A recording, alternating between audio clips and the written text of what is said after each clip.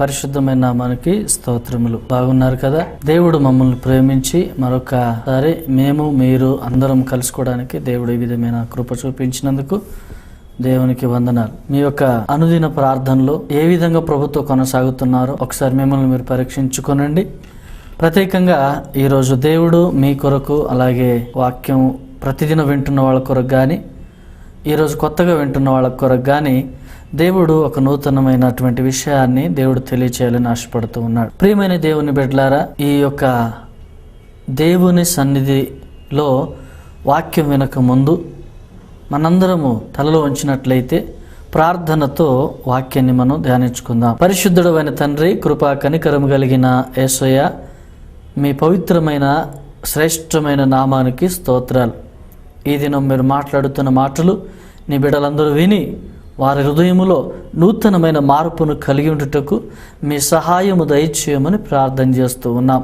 దేవా, ఈ వాక్యము ద్వారా ఈరోజు వ్యక్తిగతంగా మీరు మాట్లాడుతున్న ప్రతి మాటకు మేము విధేయత కలిగి జీవించుటకు సహాయము దయచేయమని యేసు ప్రభు నామములో ప్రార్థన సమర్పిస్తున్నాము తండ్రి, ఆమేన్. ప్రియమైన దేవుని బిడ్డలారా, పరిశుద్ధ గ్రంథముల నుండి లూకా సువార్త 10వ అధ్యాయము 18వ వచనాన్ని మనం జ్ఞాపకం చేసుకోబోతున్నాం.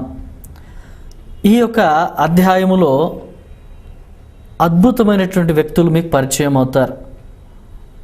వాళ్ళ జీవిత విధానములో దేవునితో వారు కలిగి ఉన్నటువంటి సత్సంబంధాన్ని గురించి మీరు తెలుసుకుంటారు. వారు ఏ విధంగా ప్రభుతో కొనసాగినారు, ఏ విధంగా వారు దేవునితో జీవించారు, ఏ విధంగా ప్రభు మాటలకు, వాక్యానికి వాళ్ళు లోబడ్డారు, ఎవరు లోబడ్డారు, ఎవరు లోబడలేదు, ఎవరు లోకం వైపు ఆలోచించారు, ఎవరు దేవుని వైపు ఆలోచించారు అనేటువంటి వాస్తవాన్ని మీరు గమనిస్తారు. ఈ సమయంలో ప్రియమైనటువంటి దేవుని బిడ్డ, వాక్యం వింటూ ఉన్న మనందరికి కూడా దేవుడు సూటిగా మాట్లాడాలని నేను దేవుని యందు ప్రార్థన కలిగి ఉన్నాను. పరిశుద్ధాత్మ దేవుడు, ఇక్కడ వాక్యం నేను చదువుతున్నానండి, ఒకసారి గమనిద్దాం. అంతటా వారు ప్రయాణమైపోవచ్చుండగా ఆయన యొక్క గ్రామములో ప్రవేశించెను. మార్త అను ఒక స్త్రీ ఆయనను తన ఇంట చేర్చుకొనెను. ఆమెకు మరియ అను సహోదరి ఉండెను. ఈమె యేసు పాదముల యొద్ద కూర్చుండి ఆయన బోధ వినుచుండెను. మార్త విస్తారమైన పని పెట్టుకొనుట చేత తొందరపడి ఆయన వద్దకు వచ్చి, ప్రభువా, నేను ఒంటరిగా పని చేయుటకు నా సహోదరి నన్ను విడిచిపెట్టినందున నీకు చింత లేదా? నాకు సహాయము చేయమని ఆమెతో చెప్పుమనెను. అందుకు యేసు ప్రభుల వారు ఇలా అన్నారు, మార్తా, మార్తా, నీవు అనేకమైన పనులను గూర్చి విచారము కలిగి తొందరపడుచున్నావు, కానీ అవసరమైనది ఒక్కటే. మరియ ఉత్తమమైన దానిని ఏర్పరచుకొనెను, అది ఆమె యొద్ద నుండి తీసివేయబడదని ఆమెతో చెప్పెను. దేవుని నామానికి స్తోత్రాలు. ఈ సమయంలో పరిశుద్ధాత్మ దేవుడు మీతో నాతో మాట్లాడుతూ ఒక విషయాన్ని తెలియజేస్తూ ఉన్నాడు. ఇక్కడ చూడండి, ఎవరెవరు ఉన్నారు ఇక్కడ? మార్త, మరియ, యేసు ప్రభుల వారు, ముగ్గురు ఉన్నారు. యేసు ప్రభు మార్త, మరియ వారి యొక్క గృహానికి వచ్చి ఉన్నారు. ఎప్పుడు వెళ్ళినా కానీ యేసు ప్రభు మార్త, మరియ గారి ఇంటికి వెళ్ళేవారు. అలాగే ఇక్కడ మార్త, మరియ గారి ఇంటికి యేసు ప్రభు వెళ్ళినప్పుడు యేసు ప్రభు వెళ్ళగానే అన్ని చక్కగానే ఆహ్వానించారు, లోపలికి ఆహ్వానించారు, కూర్చోబెట్టారు, చేరేసారు, అంతా బాగానే ఉంది. యేసు ప్రభు వచ్చి అలాగా మాట్లాడుతున్నప్పుడు మరియా యేసు ప్రభు పాదాల యొద్ద కూర్చొని ఆయన చెప్తున్న ప్రతి మాట గమనిస్తుంది, వింటోంది. మార్త విస్తారమైన పని పెట్టుకుందట. పని పెట్టుకోవడం అంటే ఏంటి? పని లేని పని అంతా తీసుకొని ఆ రోజు ముందు వేసుకొని కూర్చున్నది. అయితే ఈ విషయాన్ని మరలా నేను చెప్తాను. ఒక విషయం చెప్పాలని ఆశపడుతూ ఉన్నాను. ప్రియమైనటువంటి దేవుని సంఘమా, వాక్యం వింటున్నటువంటి ప్రజలారా, వాక్యం వింటున్నటువంటి దేవుని బిడ్డలారా, ఈరోజు దేవుడు మీతో మాట్లాడుతున్నప్పుడు శ్రద్ధగా విని వాక్యాన్ని గ్రహించి వాక్యానుసారంగా జీవించాలని పరిశుద్ధాత్మ దేవుడు ప్రేరేపిస్తున్నాడు. ఈ దినములో నేను యేసు ప్రభుతో కలిసి నడుస్తున్నంత కాలము ఏ కొదవ కానీ ఏ లేమి కానీ దేవుడు నాకు చూపించలేదు. ఒకవేళ కొదవ అనిపించినా దాన్ని వెంటనే కొన్ని నిమిషాలలో, కొన్ని గంటలలో దేవుడు దాన్ని సమృద్ధిని అనుగ్రహించిన. ప్రియమైనటువంటి దేవుని బిడ్డలారా, నేను దేవుడు నాకు చెప్పిన రీతిగా కర్ణాటక బీదర్ జిల్లాలో ప్రభు ఓపెన్గా మీటింగ్ పెట్టమని చెప్పినాడు. ఓపెన్ మీటింగ్ పెట్టాలని పరిశుద్ధాత్మ దేవుడు ప్రేరేపించినప్పుడు ఆ సమయంలో నా యొద్ద డబ్బులు లేవు, చాలా తక్కువ డబ్బులు ఉన్నాయి. ఓపెన్ మీటింగ్స్ అంటే అడ్వర్టైజ్మెంట్ అని కానీ, అన్ని తిరగడానికని కానీ, ఆటో ఛార్జీలు కానీ, వచ్చిన వాళ్ళకి భోజనాలు అని కానీ, మేము రానుపోని ఛార్జీలు అని చెప్పి అంటే చాలా డబ్బులు అవుతాయి. కానీ పరిశుద్ధాత్మ దేవుడు నాకేమో ఒత్తిడి చేస్తున్నాడు, నువ్వు ఆ ఏరియాలో మీటింగ్ పెట్టాలి అని. కర్ణాటక బీదర్ జిల్లాలో మీటింగ్ పెట్టాలని దేవుడు ప్రేరేపిస్తే ఆ విధంగా నేను సిద్ధపడి నాకు నా దగ్గర ఉన్నటువంటి అన్ని అకౌంట్లో ఏటీఎం కార్డు తీసుకొని వెళ్ళి ఉన్నటువంటి అమౌంట్ అంతా తీసేస్తే 4,000 వచ్చింది. ప్రభువా 4,000 ఉన్నాయి, కానీ నువ్వు మీటింగ్ పెట్టమంటున్నావు, మరి ఎలా ఇది? ఈ 4,000 పోతే ఇంకా నా దగ్గర ఏమీ లేవు, నాకు ఇంకా చాలా ఖర్చులు ఉన్నాయి, ఈ నెల ఇంకా అనేకమైనటువంటి ఖర్చులు ఉన్నాయి. పిల్లల విషయంలో కానీ, నా పర్సనల్ విషయాల్లో కానీ, అనేక ప్రాంతాలు తిరిగి స్వార్థ ప్రకటించాలంటే నాకు డబ్బులు కావాలి. మరి ఇవేం ఉన్న 4,000 కూడా నువ్వు మీటింగ్ పెట్టేసి నాకు ప్రేరేపణిస్తున్నావు, మరి నేనేం చేయాలి అని ప్రార్థన చేస్తే దేవుడు అన్నాడు, నేనున్నాను కదా, నువ్వు ఒకటిస్తే నేను దానికి 100 ఇస్తా, 10 ఇస్తా, 1000 ఇస్తా. ఆయనకి మనం ఇంకా ఆయన ఇచ్చేదానికి మనం వెలకట్టలేము, అంత గొప్ప దీవెనలు ఆయన ఇస్తాడు. చూడండి, నేను ఎప్పుడైతే ప్రార్థనతో సరే ప్రభు అని ఒప్పుకొని వెళ్ళి ఆ పని ప్రారంభించానో, వెళ్ళి ఒక సహోదరుని కలిసి ఆయనకు మొత్తం అప్పచెప్పాను. బ్రదర్, నా దగ్గర ఇంత అమౌంట్ ఉంది, 4,000 ఉన్నాయి, ఇది తీసుకొని మొత్తం పాంప్లెట్స్ కానీ పోస్టర్లు కానీ అన్నీ కొట్టేసాయి, కానీ మీటింగ్ మాత్రం అద్భుతంగా జరగాలి, నువ్వు ప్రార్థన చేయాలి, నేను కూడా ఉపవాసం ఉండి ప్రార్థన చేస్తున్నాను, దేవుడు అద్భుతమైన రీతిగా ఈ మీటింగ్ని విజయవంతం చేస్తాడు అని ఆయనతో చెప్పి 2 రోజులు ప్రార్థన చేసి తిరిగి హైదరాబాద్ వచ్చేసాను. అప్పటికి 15 రోజుల మీటింగ్ ఉంది. వచ్చి ప్రార్థన చేసుకుంటున్నాను, ఆయన ఫోన్ చేస్తున్నాడు, బ్రదర్ టెంట్ వాళ్ళకి డబ్బులు కావాలి, బ్రదర్ ఇదంతా నీట్గా క్లీన్ చేయడానికి డబ్బులు కావాలి, బ్రదర్ వచ్చిన వాళ్ళకి భోజనాలకు డబ్బులు కావాలి, అన్నీ కూడా ఆయన ఫోన్ చేసి చెప్తానే ఉన్నాడు. నేను ఇచ్చిన 4,000తోనే ఆయన దగ్గర అన్నీ సర్దుతున్నాడు పాపం. కానీ ఆయనకు ఇచ్చే సమాధానం ఏంటంటే, దేవుడు అరేంజ్ చేస్తాడు బ్రదర్, నేను వచ్చాక ఇస్తాను, ఖచ్చితంగా మీరు అన్నీ రెడీ చేయండి అని నేను చెప్పడం జరిగింది. ఆయన అలాగే ఆ మాట విని నమ్మి ఆయన చేస్తూ ఉన్నాడు. నేను ప్రార్థన చేశాను, ప్రభువా నేను వెళ్తాను. మరి ఆ రోజు రానే వచ్చింది మీటింగ్ రోజు. వెళ్ళి మీటింగ్లో నేను మాట్లాడాలి. ఇక్కడ పరిస్థితులు భయంకరంగా ఉన్నాయి, ఉన్న 4,000 ఇచ్చేసాను, నా దగ్గర డబ్బులు లేవు, కానీ ప్రార్థన చేస్తున్నాను, ప్రభువా నేను ఎవరిని అడగను, నువ్వు ఇస్తే ఖచ్చితంగా నేను వెళతాను, వెళ్ళి వాక్యం చెప్తాను, ఆ వాక్యం విన్న వారిలో అనేక మంది మారు మనసు పొందాలి, నీ కొరకు వాళ్ళు నిలబడాలి అని ప్రార్థన చేసినప్పుడు దేవుడు అద్భుతమైన రీతిగా దేవుడు నాకు సహాయం చేసినాడు. ఎలా సహాయం చేసినాడో తెలుసా? నేను హైదరాబాద్ మహానగరంలో మలక్పేట నుంచి MGBS బస్టాండ్ వరకు నడుచుకుంటూ వెళ్ళాను, ఆటో ఛార్జీలు కూడా నా దగ్గర లేవు. దేవుడు ఇలాంటి పరిస్థితుల్లో నేను ఎంతగా ఆదుకున్నాడో తెలుసా? సరే నడుచుకుంటూ వెళ్ళి బస్టాండ్కి వెళ్ళాను. బస్టాండ్కి వెళ్ళిన తర్వాత బీదర్ బస్ ఎక్కాను. బస్ ఎక్కి చూస్తే ఎక్కడ సీట్ ఖాళీ లేదు. కండక్టర్ వెనకలు ఉన్న సీట్లో ఒక సీట్ మాత్రం ఖాళీ ఉంది, ఇంకొక ఆయన ఆల్రెడీ కూర్చొని ఉన్నారు. సరే ఆయన ఖాళీగా ఉంది కదా అని కూర్చున్నాను, కానీ మనసులో ప్రార్థన నడుస్తూ ఉంది, భయం వేస్తూ ఉంది, అన్నీ ఉన్నాయి. ప్రభువా ఆయన ఒకవేళ సడన్గా డబ్బులు అడిగి టికెట్ అడిగితే నేను ఎక్కడి నుంచి ఇవ్వను, నేనేం చేయాలి ప్రభువా అని ప్రభు సన్నిధిలో ప్రార్థనలు పెట్టి అలాగే మనసులో ప్రార్థన చేసుకుంటున్నా. మామూలు కూర్చొని ఆయన పక్క ఆయనతో మామూలుగా మాట్లాడుతున్న పరిచయం చేసుకున్నా. ఆయన కూడా కర్ణాటక వ్యక్తి, మామూలుగా మాట్లాడారు. ఆ సమయంలో బస్సు బయలుదేరి మెల్లమెల్లగా 1 కిలోమీటర్ 2 కిలోమీటర్ల అలాగా బయలుదేరింది బస్సు, వెళ్తూ ఉంది. ప్రియమైనటువంటి దేవుని బిడ్డలారా, వయా మెహదీపట్నం సమీపంలో ఉంటుంది. ఆ సమయంలో కండక్టర్ గారు టికెట్లు తీసుకుంటూ నా దగ్గర వరకు వచ్చారు. నా దగ్గర రూపాయి లేదు, కానీ మనసులో అనుకుంటున్నాను, ప్రభువా ఈరోజు నేను వెళ్ళాలి, వాక్యం చెప్పాలి, నువ్వేం చేస్తావో తెలియదు. ఒకవేళ కండక్టర్ గారు దిగిపోమని బస్సు దించేస్తే దిగకుండా ఆయన కాళ్ళైనా పట్టుకుంటాను, కానీ నేను వెళ్ళి ప్రభువా వాక్యం చెప్పాలి అని చెప్పి ప్రార్థన చేసుకున్నాను. ఆయన రానే వచ్చాడు, వెనకలో ఉన్నాడు, లోపల గుండె పరిగెడుతుంది, కానీ ఒక ధైర్యం ఉంది, నా దేవుడు అద్భుతం చేస్తాడు. వెంటనే కండక్టర్ గారు వచ్చి టికెట్ అన్నారు. జేబులు చేసి బీదర్ 2 ఇవ్వండి టికెట్ అన్నాను. ఆ లోపలే పక్కన ఉన్నటువంటి వ్యక్తి అన్నారు, సార్ మీరు టికెట్ తీసుకోవడం ఏంటి సార్, నేను ఒక కంపెనీకి ఎండీని, మేనేజింగ్ డైరెక్టర్ నేను, సార్ నేను తీసుకుంటాను సార్ టికెట్ అని అంటాడు. లేదు బ్రదర్ నేను తీసుకుంటాను, నేను వాస్తవంగా నా దగ్గర డబ్బులు లేవు. కానీ దేవుడు అద్భుతమైన రీతిగా మనిషిని ప్రేరేపించినాడు. పక్కన ఉన్న ఆయన్ని ప్రేరేపిస్తే ఆయనే టికెట్ 2 తీసుకున్నాడు. డబ్బులు ఎంత ఇది చేసినా ఇవ్వనివ్వలేదు, ఆయన ఇచ్చేసాడు. సరే బీదర్ వరకు అలాగే దేవుని వాక్యాన్ని అలాగే మాట్లాడుకుంటూ వెళ్ళాం.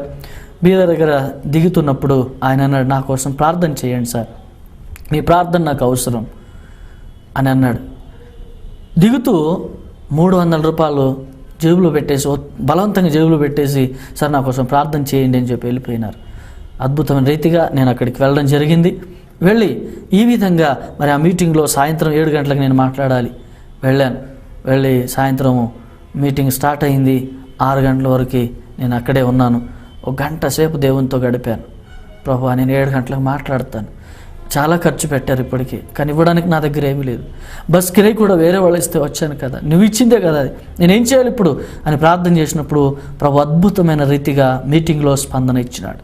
అనేకులు మారు మనసు పొందారు, అనేకులు రక్షణ పొందుకున్నారు, అనేకులు పరిశుద్ధాత్మను పొందుకున్నారు. ఆ తర్వాత మీటింగ్ అయిన తర్వాత ఆఫరింగ్స్ పడితే దేవుడు దాదాపు 15 నుంచి 20 వేల కానుక ఇచ్చాడు.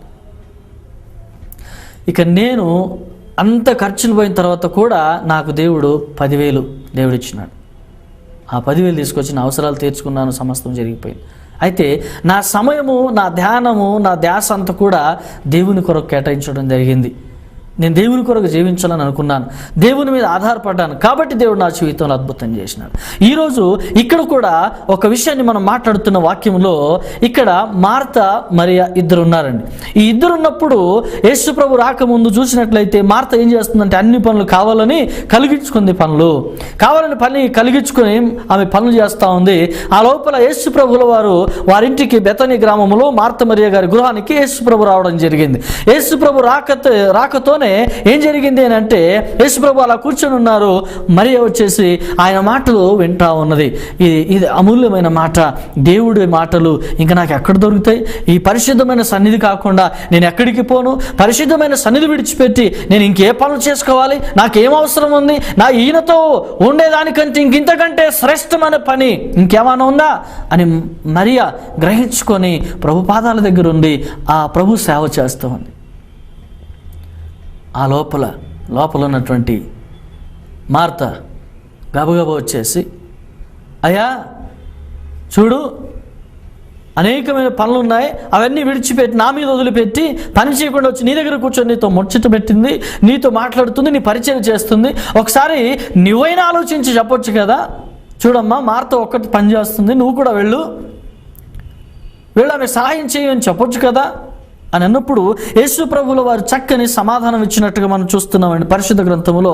ఏమిటి ఆ సమాధానము అని మనం చూస్తే లూకా సువార్త 10వ అధ్యాయము 41వ వచనంలో ఏమంటున్నారు ప్రభు అంటే, అందుకు ప్రభు మార్తా మార్తా నీవు అనేకమైన పనులను గూర్చి విచారము కలిగి తొందరపడుచున్నావు, కానీ అవసరమైనది ఒకటే. యేసు ప్రభు ఇచ్చిన సమాధానం చూడండి ఎలా ఉందో. ఏమంటున్నారు తెలుసా? మార్తా మార్తా అంటే 2 సార్లు అలాగ మార్తా అని పిలవడంలో గొప్ప మర్మం ఉన్నదండి కదా. దేవుడు ఎంత భారం కలిగి మాట్లాడుతున్నారు చూడండి. మార్త అంటే ఎందుకు తల్లి నువ్వు ఆ పనికిరాని పనులు పెట్టుకొని అనవసరమైన అవకాశాన్ని పోగొట్టుకుంటాం అని మార్తా నీకు ఎన్నిసార్లు చెప్పాలి? చాలాసార్లు చెప్పాను ఇప్పటికే కదా. అనేకమైన పనులను పెట్టుకొని ఎందుకు తొందరపడుచున్నావు అంటే దేవుని పని చేయాలి, దేవుని పని చేయాలి, దేవుని సేవ చేయాలి, దేవుని కొరకు బ్రతకాలి, దేవుని గురించి ఆలోచించాలి, దేవుని కొరకు ఆత్మల సంపాదన కొరకు నువ్వు ప్రయాసపడాలి, పాటుపడాలి, నీవు మంచి సాక్ష్యము కలిగి ప్రభు కోసం నువ్వు నిలబడాలి. దేవుడు ఈ విధమైనటువంటి మాటలు మాట్లాడుతూ ఉన్నాడు. మనం చాలామంది ఏం చేస్తాం, పని లేకపోయినా ఊరికే పనులు కల్పించుకొని, ఏంటి బ్రదర్ చర్చికి రాలేదు అని అంటే, బ్రదర్ ఈరోజు ఆదివారం వద్దామనుకున్నా కానీ ఒక చిన్న పని ఉండి నేను రాలేదు అంటే, ఆ రోజు యాక్చువల్గా ఆ పని ఈయనకు వదులుకోగలడు, కానీ అనవసరంగా ఫోన్ చేసి రేపు నేను ఖాళీగా ఉన్న ఆదివారం కదా మరి రావచ్చా, ఫలానా పని ఉంది కదా మరి అది చేద్దాం ఆ పని అని చెప్పి స్నేహితుడితో ఫోన్ చేసి కావాలని పని కలిగించుకొని చర్చికి డుమ్మ కొట్టేసినాడు. అలా ఎంతమంది లేరు? చర్చికి వెళ్ళే రోజు సినిమాలకు వెళ్ళిన వాళ్ళు ఎంతమంది లేరు? చర్చికి వెళ్ళే రోజు అనవసరంగా పార్కుల చుట్టూ తిరిగే మంది ఎంతమంది లేరు? దేవుని మందిరానికి వెళ్ళే రోజు, ఆదివారం పవిత్రమైనదని గ్రహించి దేవుని సన్నిధిలో గడపవలసినటువంటి రోజు కాకమ్మ కథలు చెప్పుకుంటూ ముసలమ్మ ముచ్చట్లు చెప్పుకుంటూ ఎంతమంది రోజంతా గడపలేదు? ఎందుకు మీ సమయాన్ని వృధా చేస్తున్నారు?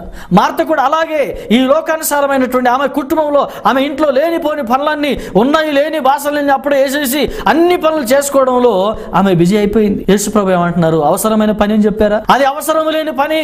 నువ్వు సినిమాకి వెళ్ళిపోతే నువ్వు చచ్చిపోవు, నువ్వు పార్క్కి వెళ్ళకపోతే నీకు చావు లేదు, నువ్వు చనిపోవు, బతికే ఉంటావు. కానీ దేవుని సంఘానికి వెళ్ళకపోతే, దేవుని ఆరాధనకు వెళ్ళకపోతే, ఆదివారం దేవుని సన్నిధిలో నువ్వు గడపకపోతే, దేవుని కొరకు ప్రార్థన జీవితం నువ్వు కలిగి ఉండకపోతే, దేవుని యొక్క ఆశ ఉద్దేశము కనుగొని ఆయన వాక్యానుసారంగా నువ్వు జీవించకపోతే, నీ బ్రతుకులో భయంకరమైనటువంటి ఇబ్బందులు, భయంకరమైనటువంటి శ్రమలు నువ్వు ఎదుర్కొంటావు. కాబట్టి ఆ శ్రమలు రాకుండా, ఆ ఇబ్బందులు రాకుండా, ఆ రోగాలు రాకుండా, ఈ లోకపరమైనది ఏది కూడా నిన్ను అంటకుండా ఉండాలన్నదే పరిశుద్ధాత్మ దేవుని యొక్క ఉద్దేశం. ఆ పరిశుద్ధాత్మ దేవుడే నీకు సలహా ఇస్తూ ఉన్నారు. ఏం సలహా ఇస్తున్నారంటే, అనవసరమైన పనులు నువ్వు కలిగించుకోకు నాయన, అనవసరమైన పనులు నువ్వు పుట్టించుకోకు తల్లి. నీకు అవసరమైనది ఏమిటి?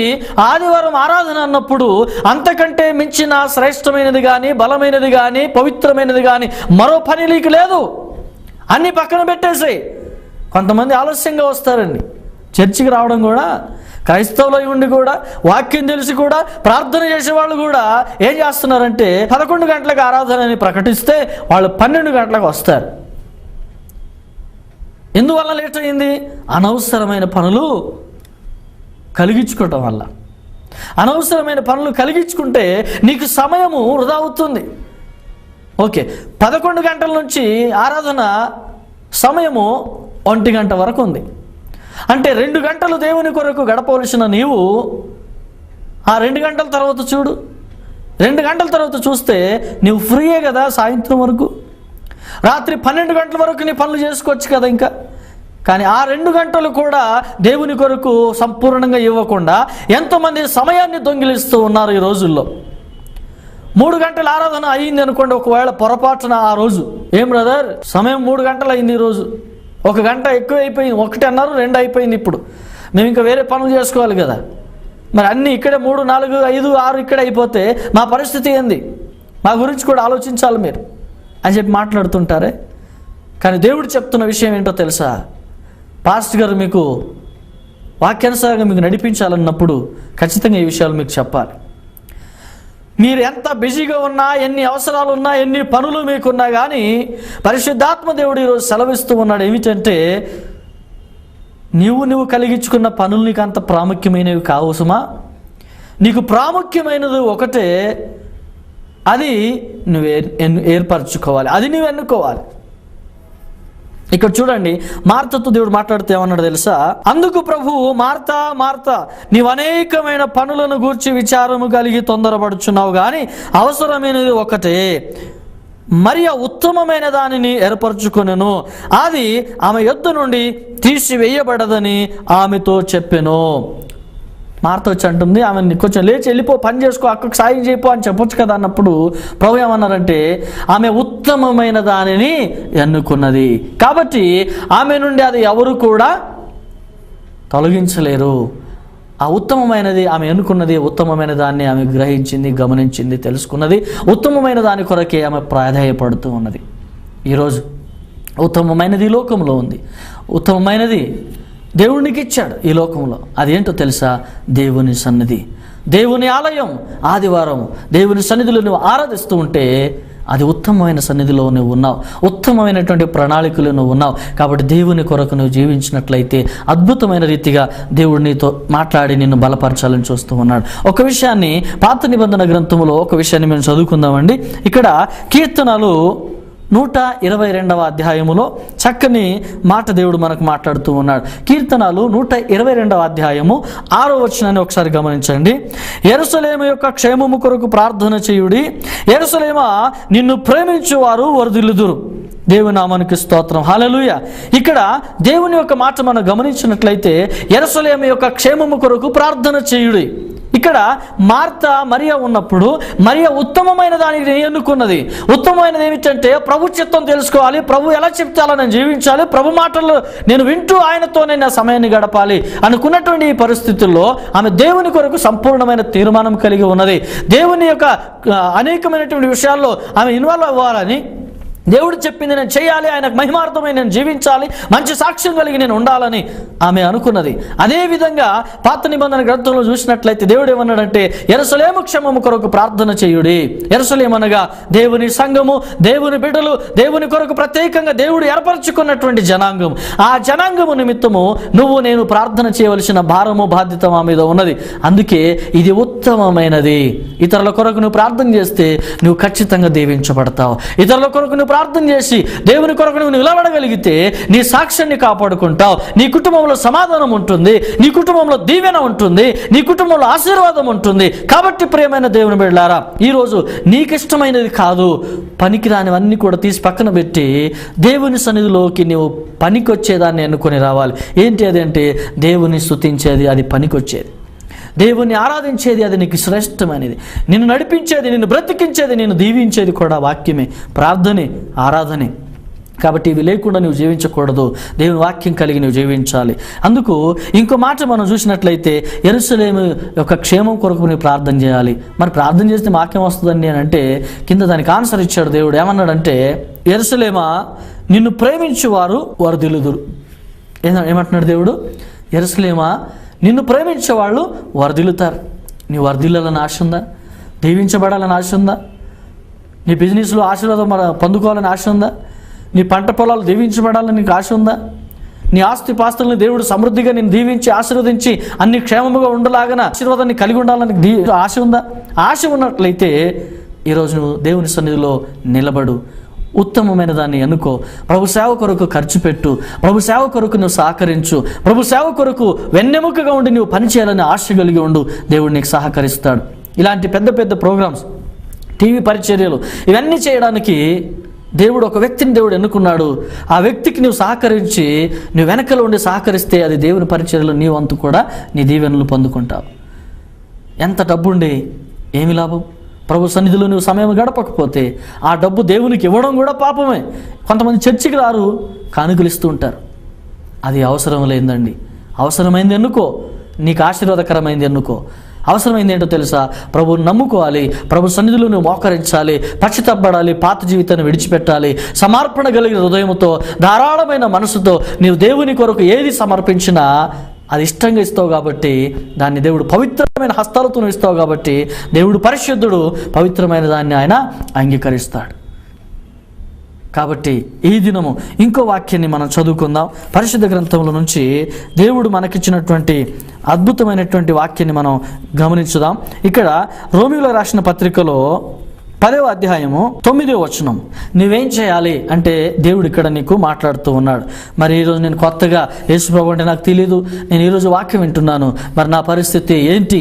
నేనేం చేయాలి? నేను నీతిగా ఉండాలి, పరిశుద్ధంగా ఉండాలి, నేను దేవునికి సహకారంగా ఉండాలి, దేవుని పరిచర్యలో నా వంతు నేను సాయం చేయాలి, దేవుని నామానికి మహిమార్థమై నేను బతకాలనుకుంటున్నాను, పాప జీవితం నుంచి విడిచిపెట్టి నేను నీతివంతుడు అవుదామని దేవుని కొరకు నేను నిలబడదాం అనుకుంటున్నాను, మరి నేనేం చేయాలి అని నీలో ప్రశ్న కలిగిందా? ప్రశ్న కలిగితే జాగ్రత్తగా విను. దేవుడు నీతో ఈ మాటలు చెబుతూ ఉన్నాడు. ఏమిటి ఆ మాటలు అంటే రోమపత్రిక, బైబిల్ గ్రంథంలో నుంచి రోమపత్రిక 10వ అధ్యాయము 9వ వచనం.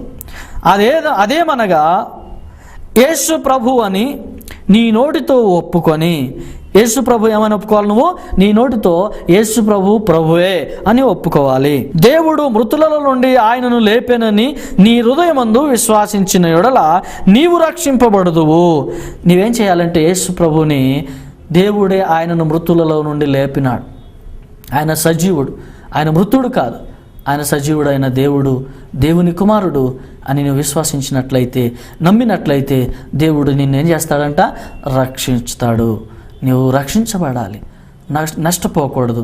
నువ్వు సాతాను మార్గానికి వెళ్ళకూడదు, నరకపు పొలిమేరలో నువ్వు జీవించకూడదు. ఇదివరకే చాలా సమయాన్ని నువ్వు వృధా చేసినావు ప్రియమైన సహోదరుడా, సహోదరి. నీ యవ్వన కాలంలో దేవుని కొరకు ఖర్చు పెట్టక, నీ యవ్వన కాలం అంతా కూడా నీ యొక్క స్వార్థం కొరకు, నీ ఆనందం కొరకు, నీ యొక్క ఇష్టానుసారంగా జీవించడానికి కొరకే నీ సమయాన్ని కేటాయించినావు. కానీ ఈరోజు పరిశుద్ధాత్మ దేవుడు నీకు పిలుస్తున్నాడు, నీకు ఆహ్వానిస్తున్నాడు, నా కొరకు నిలబడమని ఆజ్ఞాపిస్తున్నాడు. ఈరోజు దేవుని ఆజ్ఞకు లోబడతావా? పరిశుద్ధాత్మ దేవుని మాట వినాలని ఆశతో ఉన్నావా? అయితే దేవుని సన్నిధిలో నువ్వు ప్రార్థన పూర్వకంగా నువ్వు ఏదైనా దేవునికి ఇవ్వాలనుకుంటే ముందు నువ్వు మారాలా, ముందు నువ్వు పరిశుద్ధపరచబడాలా, ముందు నువ్వు నీతివంతుడుగా, నీతివంతురాలుగా నువ్వు మారుమనసు పొందాలా, దేవుని చేత నువ్వు అభిషేకించబడాలా, దేవుని కొరకు నువ్వు నిలబడాలని దేవుడు నిన్ను ప్రేరేపిస్తూ ఉన్నాడు. ఈరోజు కొత్తగా వాక్యం విన్నా కానీ, ఇదివరకే చర్చికి వెళ్ళే వాళ్ళు అయినప్పటికీ కానీ, సంఘస్థులైనప్పటికీ కూడా దేవుడు ఈరోజు మాట్లాడుతున్నాడు. చర్చికి వెళ్ళే సమయంలో నువ్వు ఆలస్యం చేయకు, చర్చికి వెళ్ళే సమయము నువ్వు నిర్లక్ష్యం చేయకు. సమయము అమూల్యమైనది. 10 గంటల కంటే 10 గంటలకే ఉండు, 11 అంటే 11కే ఉండు, ఉదయం 6 అంటే 6 గంటలకే ఉండు, సాయంత్రం 6 అంటే 6 గంటలకే ఉండు. ఏ టైం అయితే దైవజనుడి చేత దేవుడు నీకు చెప్తాడో ఆ సమయాన్ని నువ్వు పాటిస్తే నీవు దీవించబడతావు, ఆశీర్వదించబడతావు. ప్రభు వల్ల వచ్చే దీవెనలు నువ్వు పొందుకుంటావు. అట్టి దీవెనలు పొందుకొని దేవుని సన్నిధిలో ఉండాలన్నది దేవుని ఉద్దేశం. లేకపోతే నరకానికి వెళ్ళిపోతాం. నరకానికి వెళ్ళకూడదని యేసు ప్రభు లోకానికి వచ్చారు. నిన్ను నన్ను రక్షించడానికి ఆయన లోకానికి వచ్చారు. ఆయన మనందరికీ కూడా శిరస్సు అయి ఉన్నాడు, ఆయన నాయకుడై ఉన్నాడు. ఆయన నాయకత్వంలో ఉండాలనుకొని నువ్వు ఇష్టపడితే తలలో ఉంచినట్లయితే ప్రార్థన చేసుకుందాం. మోకరించండి, వీలైన వాళ్ళు, వీలు కాని వాళ్ళు అలాగే కుర్చీలలో కానీ మంచాన కూర్చున్న వాళ్ళు కానీ కూర్చొని నుండి ప్రార్థన చేసుకుందాం. పరిశుద్ధుడా, మహోన్నతుడు అయిన తండ్రి, కృపా కనికరం కలిగిన యేసు ప్రభువా, మీ ఘనమైన దివ్యమైన నామానికి స్తోత్రాలు తెలియజేస్తున్నాం. ఆశ్చర్యకరమైన రీతిగా ప్రభువా, మార్తా మరియా వారి విషయంలో మీరు మాట్లాడున్నారు. దేవ, వ్యక్తిగత జీవితంలో ప్రభు మేము కూడా ఎన్నోసార్లు వ్యర్థమైన దాని కొరకు కావాలని పనులు కల్పించుకొని నీ సన్నిధిలో రాకుండా, ఆదివారం ఆరాధించకుండా మా సమయాన్ని వృధా చేసుకున్నాం. అలాంటి సిచ్యువేషన్ ఇప్పటి వరకు మా జీవితంలో జరిగింది. ఇక మీదట అలాంటివి మా జీవితంలో జరగకూడదని, ఇక మీద మేము నీ వాక్యానుసారంగా జీవిస్తామని, ఇక మీద ప్రార్థన పూర్వకంగా నేను జీవిస్తానని, ప్రభు కోసం నేను నిలబడతానని తీర్మానించుకున్న ఇదిగో నీ బిడ్డలను కూడా మీరు ఆశీర్వదించమని విజ్ఞాపన చేస్తూ ఉన్నాం. దేవా, తీర్మానించుకున్న ప్రతి ఒక్కొక్కరిని మీరు ముట్టండి. దేవా, వచ్చే ఆదివారం దేవా ఖచ్చితంగా నీ మందిరంలో ఉంటానని వాగ్దానం చేసుకోవడానికి నీ బిడ్డలకు ప్రభువా అవకాశం ఇవ్వమని కోరుకుంటున్నా. బలపరచండి, దీవించండి దేవా. నీ కృపను బట్టి, నీ కృప బాహుళ్యమును బట్టి నీ బిడ్డలు త్రోసివేయపడకూడదు ప్రభువా. వాళ్ళందరూ ఆహ్వానించబడాలి, వారు నీతివంతులు అవ్వాలి, పరిశుద్ధులు అవ్వాలి, నీ కొరకు నిలబడాలి ప్రభువా. అయ్యా, నీకు సాక్ష్యం కలిగిన జీవితం కొరకు నిలబడాలి నాయన. నీ బిడ్డలు మంచి మనసుతో నీ సన్నిధికి రావాలి ప్రభువా. దేవ, పాత రోత బ్రతుకును లయపరిచి నూతన జీవితాన్ని నీ బిడ్డలకు దయచేయమని ప్రభు. మరి ఏ విధంగా అయితే శ్రేష్టమైన దానిని ఎన్నుకున్నదో అదేవిధంగా నీ బిడ్డలందరూ కూడా శ్రేష్టమైనది దేవుని సన్నిధి, ఆ సన్నిధి నేను ఏర్పరచుకోవాలి, ఎన్నుకోవాలని ఆశ కలిగి ప్రతి ఒక్కరు నీ సన్నిధిలో లోబట్టుకు వాక్యానుసారంగా జీవించటకు సహాయము దయచేయమని ఈ యొక్క పరలోక స్నేహము అనేటువంటి టీవీ కార్యక్రమంలో పాల్గొన్న నీ బిడ్డలందరినీ దీవించమని కోరుకుంటూ యేసు ప్రభు నామములో ప్రార్థన సమర్పిస్తున్నాము తండ్రి, ఆమేన్. పరిశుద్ధమైన దేవుని నామములో మీకు వందనాలు తెలియజేస్తున్నానండి. మరి వాక్యము ద్వారా పరలోక స్నేహం అనే టీవీ కార్యక్రమాన్ని వీక్షిస్తున్న మీకు దేవుడు ప్రేరేపణ కలిగిస్తే, దేవుడు ఈ యొక్క మినిస్ట్రీకి ప్రోత్సాహకరంగా ఉండాలని పరిశుద్ధాత్మ దేవుడు మీకు బలవంతం చేసినట్లయితేనే మిమ్మల్ని మీరు దేవుని కొరకు సమర్పించుకోనండి, దేవుని సేవలో సహకారులుగా ఉండండి. ఇది దీవెనకరమైనది, ఆశీర్వాదకరమైనది. దేవుడు పరిశుద్ధుడు, నువ్వు పరిశుద్ధంగా ఉండాలని ఆయన కోరుకుంటున్నాడు. నీ పాత జీవితాన్ని ఎంత భయంకరంగా ఉన్నదో దేవుడు ఇంకా అడగడు. నీవు కన్నీటితో ప్రార్థన చేసినావు కాబట్టి, నీవు కన్నీటితో దేవుని సన్నిధిలో క్షమాపణ అడిగినావు కాబట్టి, నీ పాత జీవితంలో ఈ విధంగా జీవించావు, నీకు పనికి రావని దేవుడు త్రోసివేయడు సుమా. నువ్వు ఈ రోజు నుంచి తల వంచినట్లయితే ఇక మీదట నువ్వు ప్రతిదినము సాయంత్రం, ఉదయం, మధ్యాహ్నం సమయం దొరికినప్పుడల్లా నువ్వు తలలు వంచి ప్రభు సన్నిధిలో క్షమాపణ కోరుతూ ప్రార్థనలో ఏకీభవించినట్లయితే, దేవుని కొరకు నువ్వు నిలబడ్డట్లయితే దేవుడిని ఖచ్చితంగా వాడుకుంటాడు. ఆయన వాడుకలో నీవే మాత్రము నువ్వు ఈ లోకపరంగా ఆలోచించకూడదు. మార్త అదే విధంగా ఆలోచించింది. ఆమె పనిలో ఆమె బిజీ అయిపోయింది, దేవుని మర్చిపోయింది, శ్రేష్టమైంది విలువైనది మర్చిపోయింది. నువ్వు అలా కాకూడదు. పరిశుద్ధాత్మ దేవుడు సెలవిస్తున్నాడు, నీవు మరియవలే శ్రేష్టమైన దాన్ని ఎన్నుకొని దేవుని సన్నిధిలో నిలబడాలని పరిశుద్ధాత్మ దేవుడు ప్రేరేపిస్తున్నాడు. దేవుడి మాటలు దీవించి ఆశీర్వదించునుగాక. ఆమేన్.